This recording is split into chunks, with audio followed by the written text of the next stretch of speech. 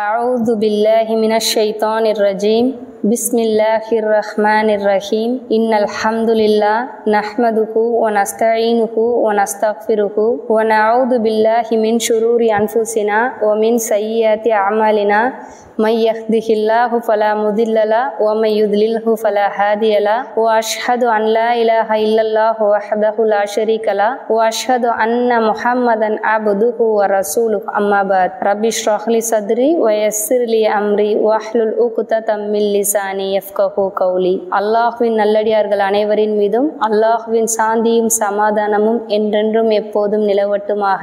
அஸ்ஸலாமு அலைக்கும் வரஹ்மத்துல்லாஹி வபரகாத்துஹு. அல்ஹம்துலில்லாஹ்.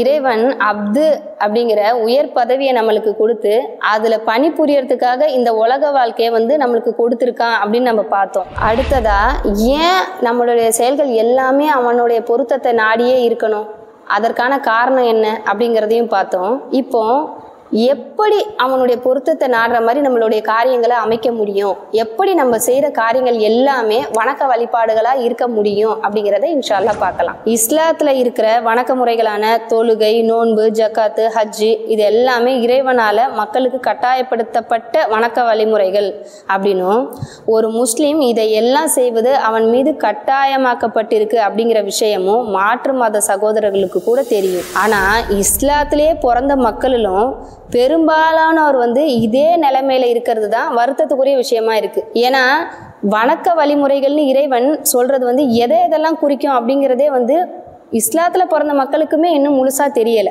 இறைவன் கட்டாயமாக செய்யப்பட வேண்டிய வணக்க வழிமுறைகள்லாம் என்னென்ன, அதை எப்படி செய்யணும் அப்படின்லாம் சொல்லும் போதே மற்ற எந்த முறைகள்ல இறைவனை நம்ம வணங்க முடியும் அப்படிங்கிற விஷயங்களையும் தன்னுடைய திருமறையில விரிவா கூறுறான். இது மட்டும் இல்லாம முகமது நபி ஸல்லல்லாஹு அலைஹி வஸல்லம் அவர்களுடைய வாழ்க்கை முறையின் மூலமாகவும் நமக்கு நிறைய விஷயங்களை இறைவன் கற்றுக் கொடுக்குறான். இதெல்லாம் நம்ம முகமது நபி ஸல்லல்லாஹு அலைஹி வஸல்லம் அவர்களுடைய வாழ்க்கை வரலாறை பற்றி பார்க்கும்போது மற்ற விஷயங்களை பார்ப்போம். இப்போ தன்னுடைய திருமறையில இறைவன் என்ன கூறுறான், அதாவது தொழுகை, நோன்பு, ஜக்காத்து, ஹஜ்ஜி இந்த மாதிரியான வணக்க வழிமுறைகளோட சேர்த்து எதை மாதிரியெல்லாம் நம்ம நடந்தோம்னா இறைவனை முழுமையா நம்ம வணங்க முடியும் அப்படின்னு சொல்றான்னு நம்ம சில வசனங்கள் மூலியமா இன்ஷா அல்லாஹ் பார்ப்போம். இந்த சூரா பக்கரால குறிப்பிடப்பட்டிருக்க வசனத்தை பாருங்க. அல்லாஹ்வை தவிர வேறு எவரையும் எதனையும் நீங்கள் வணங்கக்கூடாது. அதாவது ஃபர்ஸ்ட் கண்டிஷன் லா இலாஹா இல்லல்லா, சரிங்களா? இறைவனை தவிர, அல்லாஹ்வை தவிர வேறு கடவுள் இல்லைன்னு அல்லாஹ் ஸ்ட்ராங்கா சொல்லிட்டு அதை நீங்க எப்படி செய்யணும், நம்ம எப்படி செய்யணும்ன்றத இறைவன் சொல்லி பாருங்க. பெற்றோருக்கும் உறவினர்களுக்கும் அனாதைகளுக்கும் ஏழைகளுக்கும் நன்மை செய்யுங்கள். அதாவது அந்த லா இலாஹா இல்லல்லான்ற வார்த்தையை நீ மதிச்சனா உன்னுடைய வணக்க வழிமுறை நீ எப்படி இருக்கணும்னா, நீ பெற்றவங்களை மதிக்கணும், உறவினர்களை மதிக்கணும், அனாதைகளுக்கு செய்ய வேண்டிய கடமைகளை கொடுக்கணும், மிஸ்கன்களுக்கு செய்ய வேண்டிய உரிமைகளை கொடுக்கணும், நன்மையா அவங்களுக்கு எல்லாம் செஞ்சுக்கிட்டு இருக்கணும். இந்த உறவு தான் இறை வணக்கம் அப்படிங்கிறத இறைவன் சொல்றான். அது மட்டும் சொல்லி முடிக்கல. அதாவது இப்ப நம்ம நினைக்கலாம், இப்ப நம்ம கடமைகளை கரெக்டா செஞ்சிடறோம், நம்ம உரிமைகளை கரெக்டா கொடுத்துடுறோம், உதவி செய்யறோம் அப்படின்னு மட்டும் அழகானதே பேசுகள். மனிதர்கள் அது யாரா வேணா இருக்கலாம், அது நம்ம பெற்றோரா இருக்கலாம், நம்ம உறவினர்களா இருக்கலாம், ஒரு அனாதையா இருக்கலாம், ஏழையா இருக்கலாம், இவங்க எல்லார்கிட்டையுமே நம்ம யார்கிட்ட யாரெல்லாம் பாக்குறோமோ, எந்த மனிதர்கள்லாம் அறிமுகமானவங்களோ அறிமுகம் இல்லாதவர்களோ அந்த மனிதர்கள் கிட்டலாம் அழகானதையே பேசுங்கள், இது வணக்கம் அப்படின்னு இறைவன் சொல்றான் நம்மளுக்கு. அடுத்து பாருங்க, தொழுகையை முறையாக கடைபிடித்து வாருங்கள், ஜக்காத்தையும் ஒழுங்காக கொடுத்து வாருங்கள். இப்ப நம்ம நினைக்கலாம், எடுத்தோடனே இறைவன் நீ தொழுவணும், நீ ஜக்காத்து கொடுக்கணும் இதை தான் சொல்லுவான், அதுக்கப்புறம் இதெல்லாம் சில விஷயங்கள் நம்மளுக்கு அறிவுரை சொல்லியிருக்கலாம் அப்படின்னு நம்ம நினைப்போம். ஆனா இறைவன் எப்படி சொல்றான்னா, முதல்ல மனிதர்களுக்கு செய்ய வேண்டிய கடமைகளை வலியுறுத்தி சொல்லிட்டு அடுத்துதான் தனக்கு செய்ய வேண்டிய கடமைகளை அவன் வணக்கமா சொல்றான். மட்டும் இல்ல, இதே மாதிரி இன்னொரு வசனங்கள்லயும் இறைவன் என்ன சொல்றான், அல்லாஹ்வே வழிபடுங்கள், அவனுடன் எதனையும் இணை வைக்காதீர்கள். அதே மாதிரிதான் லா இலாஹா இல்லல்லா அப்படின்னு சொல்லிட்டு இதே மாதிரி தாய் தந்தருக்கும் நெருங்கிய உறவினர்களுக்கும் அருகில் உள்ள அண்டை வீட்டாருக்கும் கூட்டாளியாக இருப்போருக்கும் வழிபோக்கர்களுக்கும் உங்களிடம் உள்ள அடிமைகளுக்கும் அன்புடன் உபகாரம் செய்யுங்கள். இங்க முதல்ல உள்ள வசனத்துல எதெல்லாம் விடுபட்டு இருந்துச்சோ, இப்ப பக்கத்து வீட்டுக்காரங்க, கூட்டாளிங்க, வழிபோக்கருங்க, அடிமைகள் இதெல்லாம் நம்மளுக்கு அந்த வசனத்துல விடுபட்டு இருந்துச்சு இல்லையா, அதையெல்லாம் இந்த வசனத்துல சொல்லி இவங்க எல்லாரையுமே நீங்க கண்ணியத்தோட நடத்தணும், ஏன்னா இப்போ அந்த காலத்துல குரான் இறங்கப்பட்ட காலத்துல இந்த அடிமைத்துவம் அப்படிங்கிறது இருந்தது. மனிதர்களை அடிமையா விலைக்கு வாங்குறது, அதே மாதிரி போர்க்காலத்துல அந்த கனிமத்து பொருளா வந்து அந்த அந்த மற்ற ஊர்களில் உள்ள மனிதர்களையே வந்து தாங்கள் கொண்டு வந்து அவங்களை அடிமையா வச்சுக்கிற பழக்கம் இருந்தது. அப்புறம் அந்த முகமது நபி ஸல்லல்லாஹு அலைஹி வஸல்லம் அவர்களுடைய காலத்துக்கு பின்னாடி அந்த அடிமைத்துவம் வந்து முழுமையா குறைக்கப்பட்டு அது ஒழிக்கப்பட்டது அப்படின்னு நம்ம சொல்லலாம். அந்த மாதிரி இருக்கும்போது கூட நீங்க அவங்களுக்கு உபகாரம் செய்யுங்க அப்படின்னு வந்து இறைவன் சொல்றான். அப்போ இப்படிலாம் செய்யாம இறைவனை வணங்காம இருந்தா இறைவன் வந்து என்ன சொல்றான், கர்வம் உடையவங்கன்னு சொல்றான். இறைவனை வணங்காத ஒரு சூழ்நிலையே எப்படி இறைவன் சொல்றான்னா அது பெருமை அடிக்கிற சூழ்நிலை. இதை பத்தி நம்ம ஏற்கனவே உள்ள வீடியோஸ்ல கூட விளக்கி இருக்கோம். ஏன்னா வந்து எல்லா விஷயங்களையும் அல்லாஹ் கிட்ட இருந்து நம்ம வாங்கிட்டு எதுவுமே நமக்கு சொந்தம் இல்லாத நிலையில ஒரு சாதாரணமான மனிதர்களாகிய நாம நமக்கு கீழே உள்ளவங்க நம்மளை கண்ணியப்படுத்தணும், நம்மளுடைய இடத்துல வச்சு பார்க்கணும் அப்படின்னு நினைக்கும் போது இறைவனை நம்ம அவனுடைய இடத்துல வச்சு பார்க்கலன்னா அது பெருமை அடிக்கிற விஷயம் அப்படிங்கிறத பத்தி பார்த்தோம். அதே மாதிரி இறைவன் என்ன சொல்றான்னா எந்த மனிதர்கள் இறைவனை வணங்குறாங்களோ அவங்க பெருமை அடிக்கிறவங்க கிடையாது. அதே மாதிரி அந்த வணக்க முறைகள்ல அவங்க சோர்வடையவும் மாட்டாங்க. இரவுலும் பகலும் எப்பவுமே வந்து இறைவனுக்கு வழிபட்டவங்களா தான் இருப்பாங்க. அப்போ இந்த மாதிரி இறைவனை வணங்குறது அப்படிங்கறத ஒரு குறிப்பிட்ட நேரத்துல பிக்ஸ் பண்ணி பண்ணாம எல்லா மக்களுக்கும் எல்லா நிலையிலையும் அவங்களுக்குரிய மரியாதையை கொடுக்கறது இறைவனுடைய வணக்கம் அப்படிங்கிறத இறைவன் இங்க விளக்கி சொல்றான்.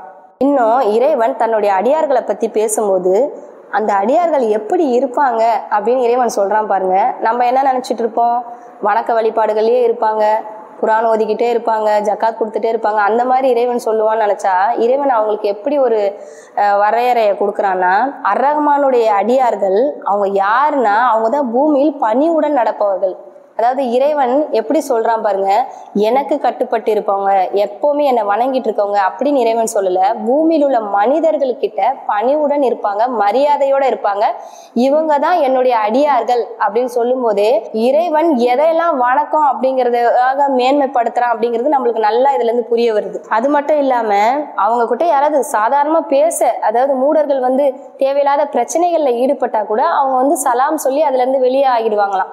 இப்ப நம்மளுக்கே தெரியும் நம்ம இறைவனுக்கு கட்டுப்பட்டு நடக்கணும் அப்படின்ற எண்ணம் உள்ளவங்களுக்கு ஒரு முக்கியமான ஒரு பிரச்சனைகள்லயே அவங்களுக்கு வந்தா கூட மற்ற மனிதர்கள் வார்த்தையை விடுறதுக்கும் இவங்க என்ன பண்ணுவாங்க, இறைவனை யோசிச்சு இந்த மாதிரி நம்ம வார்த்தையை விட்டா அது இறைவனுடைய பொருத்தத்தை நாடி இருக்குமா, நம்ம வந்து தவறான வார்த்தையை விட்டுறக்கூடாது, இறைவனுக்கு வந்து கெட்ட வார்த்தைகள் பேசுறது பிடிக்காது, இறைவனுக்கு ரொம்ப பழித்து பேசுறது சத்தம் போட்டு பேசுறது பிடிக்காது, இப்படி வந்து அவங்க வந்து நினைச்சு பேசுவாங்க. அப்போ இது எல்லாமே வணக்க வழிபாடு அப்படின்னு இறைவன் சொல்றான். அது மட்டும் இல்லாம இறை வணக்கத்துல இருக்க அந்த அடியான் எப்படி இருப்பானா எல்லா நிலையிலையும் அல்லாவுக்கு அஞ்சி நேர்மையான வார்த்தைகளை மட்டும்தான் பேசுவான், பொய்யே பேச மாட்டான், பொய்யிலிருந்து முழுமையா தன்னை விலக்கிப்பான், உண்மையை மட்டும்தான் பேசுவான். அந்த பேசுற உண்மையில கூட கொஞ்சம் கூட பொய் கலக்காத மாதிரி பார்த்து தான் பேசுவான். அந்த உண்மை சொல்ல வேண்டிய சூழ்நிலை வந்தாலும் அந்த உண்மையை கண்டிப்பா யார்கிட்ட இருந்து மறைக்க மாட்டான். அது மட்டும் இல்லாம மற்றவங்களை பாதிக்கிற வகையில பொய் சாட்சி சொல்ல மாட்டான்.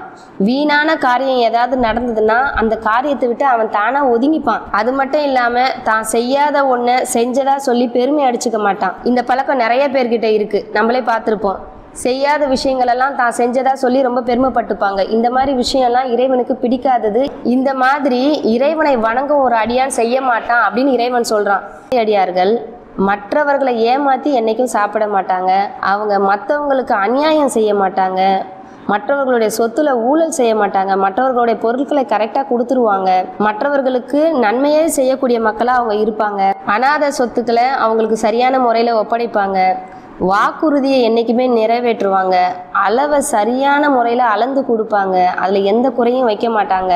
அதே மாதிரி எதை பத்திய ஞானம் அவங்களுக்கு இல்லையோ அந்த விஷயத்துல அவங்க ஈடுபட மாட்டாங்க. ஒரு விஷயத்துல நம்ம ஞானத்தை திரட்டிக்கிட்டு அதுல ஈடுபடலாம், ஞானமே இல்லாத விஷயத்துல தொடர்ந்து போகும்போது அது நமக்கும் பிரச்சனை வந்து மற்றவங்களுக்கும் பிரச்சனை வரும். அதனால இறை வணக்கத்துல இருக்க ஒரு அடியான் இந்த மாதிரியான தவறுகள் எல்லாம் செய்ய மாட்டான் அப்படின்னு இறைவன் சொல்றான். அந்த இறை வணக்கத்துல இருக்க அடியார்கள் செய்யற காரியங்கள் எல்லாமே நன்மையான காரியங்களா தான் இருக்கும். அந்த காரியங்களை செய்யறது மட்டும் இல்லாம போட்டி போட்டு செய்வாங்களாம், அதை செய்ய முந்திப்பாங்க. இது ஒரு இறை வணக்கம். நல்ல காரியங்கள், அதாவது மற்றவர்களுக்காக வேண்டி இருந்தாலும் சரி, அது நமக்காக வேண்டிய காரியங்களா இருந்தாலும் சரி, நன்மைகளை செய்ய போட்டி போட்டு அவங்க செய்யக்கூடிய மனிதர்களா இருப்பாங்க. இது எல்லாமே இறை வணக்கம் அப்படின்னு இறைவன் சொல்றான். இப்போ அது மட்டும் இல்லாம இஸ்லாத்துல ஹலால்னு எப்படி ஒரு விஷயம் இருக்கோ அதே மாதிரி ஹராம்னு இருக்கு. சரிங்களா?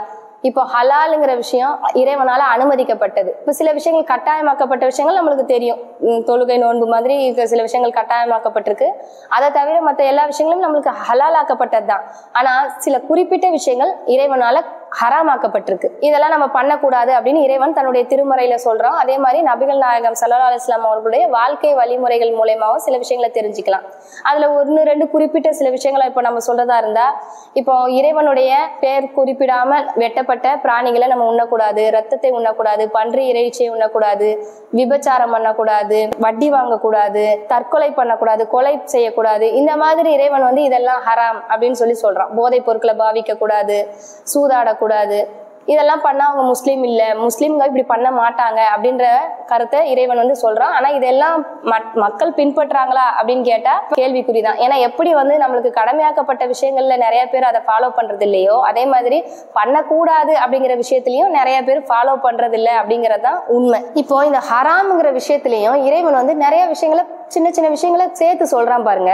அதாவது இந்த வசனத்துக்கு கீழே நம்ம பார்த்தோம்னா, அவங்க வந்து யாரையும் கொல்ல மாட்டாங்க, விபச்சாரம் செய்ய மாட்டாங்க, இது மட்டும் இல்லாம வீண் விரயம் செய்ய மாட்டாங்க. ஏன்னா இன்னைக்கு உள்ள நிறைய மக்களுடைய தட்டுப்பாடுக்கு சாப்பாடு ஆகட்டும், தண்ணி ஆகட்டும், இதோடைய தட்டுப்பாடு காரணம் வீண் விரயம் செய்யறதான். அந்த வீண் விரயம் செய்ய மாட்டாங்க. அதே நேரத்துல ரொம்ப கஞ்சத்தனமும் பண்ண மாட்டாங்க. இறைவனுடைய அடியார்கள், அதாவது வணக்க வழிபாடுகள்ல இருக்கவங்க எப்படி இருப்பாங்கன்னா, ஒரேடியா அவங்களுடைய கையை விரிச்சு வீண் விரயம் செஞ்சுட்டு இருக்க மாட்டாங்க, ஒரேடியா கையை சுருக்கி கஞ்சத்தனமும் பண்ண மாட்டாங்க அப்படின்னு இறைவன் சொல்றான். இதெல்லாம் வணக்க வழிபாடுன்னு இறைவன் சொல்லிக்கிட்டு இருக்கான். அது மட்டும் இல்லாம மூமின்களே, அதாவது இறைவனை வணங்குற அடியார்களேன்னு இறைவன் கூப்பிட்டு என்ன சொல்றான் பாருங்க. ஒரு சமுதாயத்தார் வந்து மற்ற சமுதாயத்தாரை பரிகாசம் செய்ய மாட்டாங்க, அவங்கள பழித்து பேசிக்க மாட்டாங்க, பட்ட பெயர் வைக்க மாட்டாங்க. இது எல்லாமே பண்ணக்கூடாதுன்னு இறைவன் சொல்றான். எவ்வளவு வந்து மனித உரிமையில வந்து இஸ்லாம் முதன்மையில இருக்கு அப்படிங்கிறத நம்ம இங்க பார்க்கணும். இது மட்டும் இல்லாம பிறர் குறைகளை வந்து துருவி துருவி ஆராய்ஞ்சுக்கிட்டு இருக்க மாட்டாங்க, புறம் பேசிக்கிட்டு இருக்க மாட்டாங்க. அதாவது இறைவன் சொல்றான், மற்ற சகோதரர்களை பத்தி தவறான விஷயங்களை மட்டும் இல்லாம நடந்த விஷயங்களை கூட மற்றவர்கள் கிட்ட நம்ம பகிர்ந்துக்கிறது அவங்களுடைய மாமிசத்தை உண்றதுக்கு சமமானது அப்படின்னு இறைவன் சொல்லும் போது, இறைவன் வந்து மனித உரிமையில எவ்வளவு வந்து ஒரு கடுமையான வார்த்தைகளை யூஸ் பண்ணியாவது நீங்க இந்த மாதிரி மற்ற மனிதர்களுக்கு மரியாதை கொடுத்துட மாட்டீங்களா, மற்ற மனிதர்களுடைய மனசை புண்படுத்தாம நடந்துட மாட்டீங்களா அப்படிங்கிறதுல எவ்வளவு ஒரு ஆர்வமா இருக்கான்.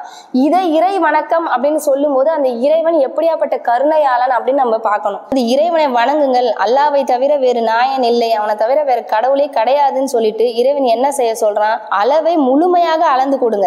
நம்ம ஒரு தொழில் பண்றோம், அந்த தொழில்ல எந்த விதமான தவறுகளும் இல்லாம, மற்ற மனிதர்களை ஏமாத்தாம, மற்ற மனிதர்களுடைய உரிமைகளை பறிக்காம நம்ம தொழில் செய்யணும். ஒரு சிறு அளவா இருந்தாலும் கொடுக்கணும்.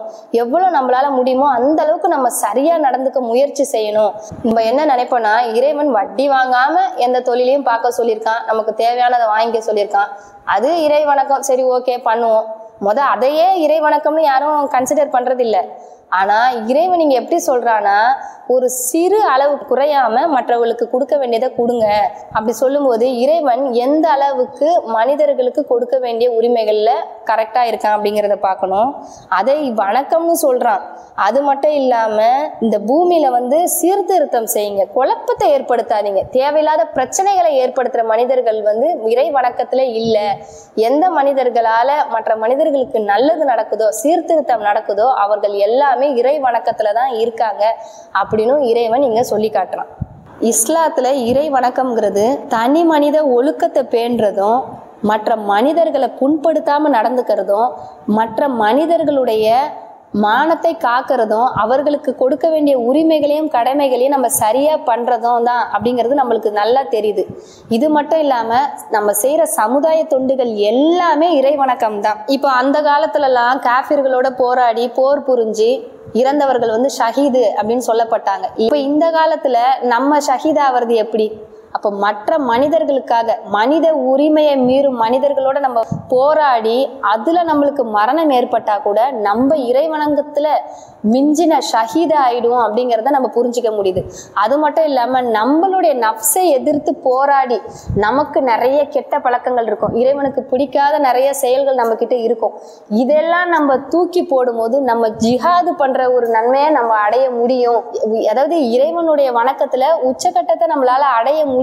நம்மளுடைய கேரக்டரை நம்ம சரி பண்ணிக்கிறதுக்கு அப்படி ஒரு கிரேட் நம்மளுக்கு இறைவன் கொடுக்க இருக்கிறான் அப்படிங்கிறதையும் நம்ம புரிஞ்சுக்கலாம். அடுத்து இறைவன் தன்னுடைய அடியார்களை பத்தி சொல்லும்போது அவங்க எப்படி வணக்க வழிபாடுகள் இருப்பாங்களாம் தெரியுமா? பொறுமையை கடைபிடித்து தொழுகையை நிலைநிறுத்துவாங்க அப்படின்னு சொல்றான். இந்த வசனத்துல வர பொறுமையும் தொழுகையும் சேர்த்து இறைவன் குரான்ல பல இடங்கள்ல சொல்றான். ஏன்னா இந்த பொறுமைங்கிறது வெறும் இறைவன் கிட்ட கிடைக்கிற பொருளுக்காக நம்ம பொறுமையோட இருக்கிறதும் இல்ல நமக்கு கிடைக்காத பொருளுக்காக நம்ம பொறுமையோட இருக்கிறதும் அப்படின்னு கிடையாது. மனிதர்கள் கிட்ட பழகும் போது அந்த பழக்கத்தினால நமக்கு எத்தனையோ விதத்துல பொறுமைக்கு சோதனை ஏற்படலாம். நம்ம வெறுப்பாகிற மாதிரியோ நம்ம கோபமாகிற மாதிரியோ மனிதர்கள் நம்ம கிட்ட நடந்துக்கலாம். அப்படி இருக்கிற நேரத்துல நம்ம பொறுமையோட இருக்கும்போது அந்த பொறுமையை கடைபிடிக்கும் போது இறைவனுடைய வணக்கத்தை நம்ம முழுமையா செஞ்சவங்களாயிடுவோம். அடுத்து நாம் அவர்களுக்கு அளித்ததிலிருந்து ரகசியமாகவும் பகிரங்கமாகவும் நல்ல முறையில் செலவு செய்வார்கள். மற்றவர்களுக்கு தான தர்மத்தை வாரி வாரி கொடுக்கிற மனிதர்களா இறைவனுடைய அடியார்கள், அதாவது வணக்க வழிபாடுகள் செய்யக்கூடிய மனிதர்கள் இருப்பாங்க. இப்போ இது ஒரு வணக்க வழிபாடு. அதே போல நன்மையை கொண்டே தீமையை தடுத்துக் கொள்வார்கள். இதுலயே முடிஞ்சிருச்சு. ஏன்னா எல்லா மனிதர்களும் எந்த விதமான கெட்டது இவங்களுக்கு பண்ணாலும் இறைவனுடைய வணக்கத்துல இருக்கிற மனிதர்கள் யாருக்கும் எந்த கெடுதலும் பண்ண மாட்டாங்க. மாறா அவங்க மற்றவர்களுக்கு நன்மையை மட்டுமே செய்து அந்த நன்மையை கொண்டே அவங்களுக்கு வர கெட்டதுல இருந்து அவங்க தடுத்து கொள்வாங்க, மற்றவர்களுக்கும் நன்மை நாடுவாங்க. இதுதான் இறை வணக்கம் அப்படிங்கிறத இறைவன் இங்க சொல்றான். அது மட்டும் இல்லாம நம்ம தப்பு பண்ணிட்டு இறைவன் கிட்ட மன்னிப்பு கேட்கிறோம். அந்த மன்னிப்பையும் இறைவன் வணக்கம்னு சொல்றான். அந்த மன்னிப்பு கேட்கறத நான் நேசிக்கிறேன் அப்படின்னு சொல்றான். அதே மாதிரி நீ மன்னிப்பு கேட்கறது மட்டும் இல்லாம மற்ற மனிதர்களையும் நீ மன்னிச்சிருன்னு இறைவன் சொல்றான். நான் உன்னை மன்னிக்கணும்னு எதிர்பார்க்க மாட்டியா? அதே மாதிரி உனக்கு யாராவது தப்பு பண்ணியிருந்தாலும் நீ மன்னிச்சிருப்பான்னு இறைவன் சொல்லும் போது இறைவன் எப்படியாப்பட்ட கருணையாளன்.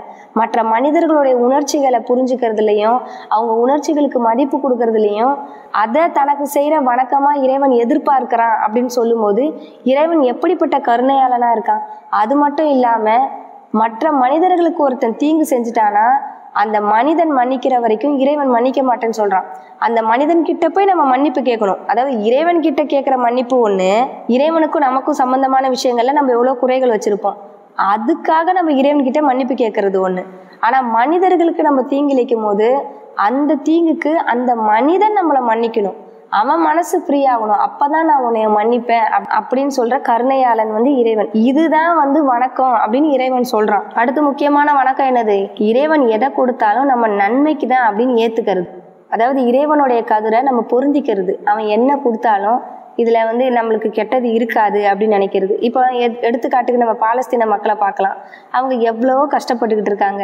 அங்க உட்கார்ந்து அவங்களுக்கு இபாதத் செய்யக்கூட இடம் இல்லை. தாயை இழந்து, தகப்பனை இழந்து, பிள்ளைகளை இழந்து, உறவுகளை இழந்து, வீட்டை இழந்து, அவங்க இருக்க இடம் இல்லாம, உடுத்த ஆடை இல்லாம, உண்ண உணவு இல்லாம பல கஷ்டங்கள். நாளைக்கு நம்ம இருப்போமா இல்லையா அப்படிங்கிறது கூட தெரியாத ஒரு நிலை. ஆனா அவங்க மனசுல உறுதியா அல்லாஹ் எனக்கு நன்மையை தான் செஞ்சுக்கிட்டு இருக்கான், அல்ஹம்துலில்லாஹ் அப்படிங்கிற வார்த்தை வருது.